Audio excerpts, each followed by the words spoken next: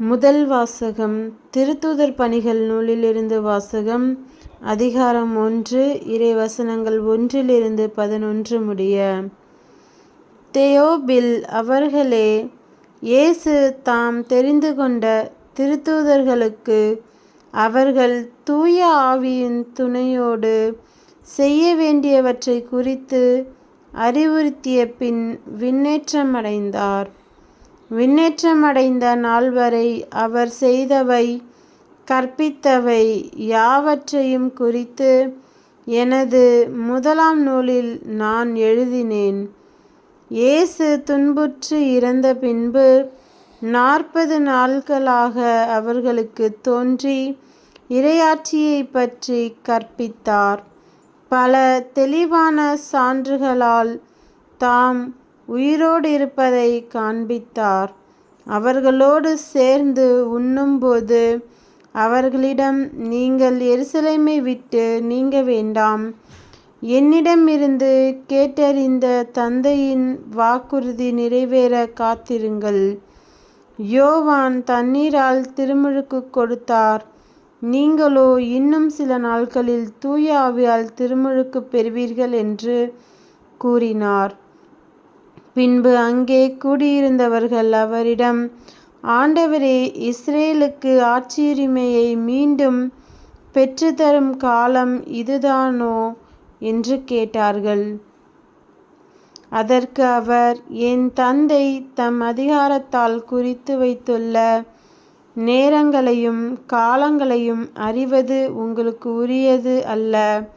ஆனால் தூய ஆவி உங்களிடம் வரும்போது நீங்கள் கடவுளது வல்லமையை பெற்று எருசலேமிலும் யூதேயா சமாரியா முழுவதிலும் உலகின் கடையெல்லை வரைக்கும் எனக்கு சாட்சிகளாயிருப்பீர்கள் என்றார். இவற்றை சொன்ன பின்பு அவர்கள் கண்கள் முன்பாக அவர் மேலே எடுத்துக்கொள்ளப்பட்டார். மேகம் ஒன்று அவரை எடுத்து சென்று அவர்கள் பார்வையிலிருந்து மறைத்துவிட்டது. அவர் செல்லும்போது அவர்கள் வானத்தை அண்ணாந்து பார்த்து கொண்டே இருந்தார்கள். அப்போது வெண்ணுடை அணிந்த இருவர் தோன்றி, கலிலேயரே, நீங்கள் ஏன் வானத்தை அண்ணாந்து பார்த்து கொண்டே நிற்கிறீர்கள்? இந்த இயேசு உங்களிடமிருந்து விண்ணேற்றமடைந்ததை கண்டீர்கள் அல்லவா? அவ்வாறே அவர் மீண்டும் வருவார் என்றனர். இது ஆண்டவர் வழங்கும் அருள்வாக்கு. இறைவா, உமக்கு நன்றி.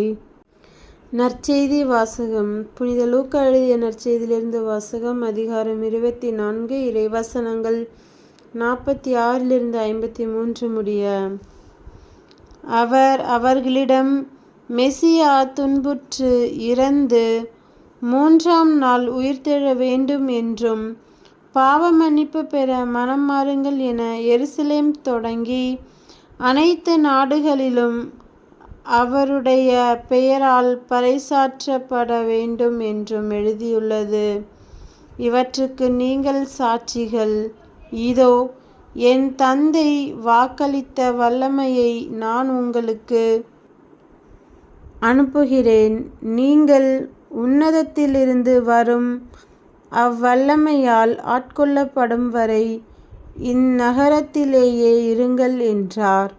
பின்பு இயேசு பெத்தானியா வரை அவர்களை அழைத்து சென்று தம் கைகளை உயர்த்தி அவர்களுக்கு ஆசி வழங்கினார்.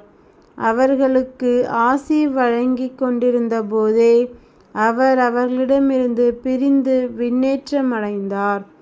அவர்கள் அவரை வணங்கிவிட்டு பெரும் மகிழ்ச்சியோடு எருசலேம் திரும்பிச் சென்றார்கள்.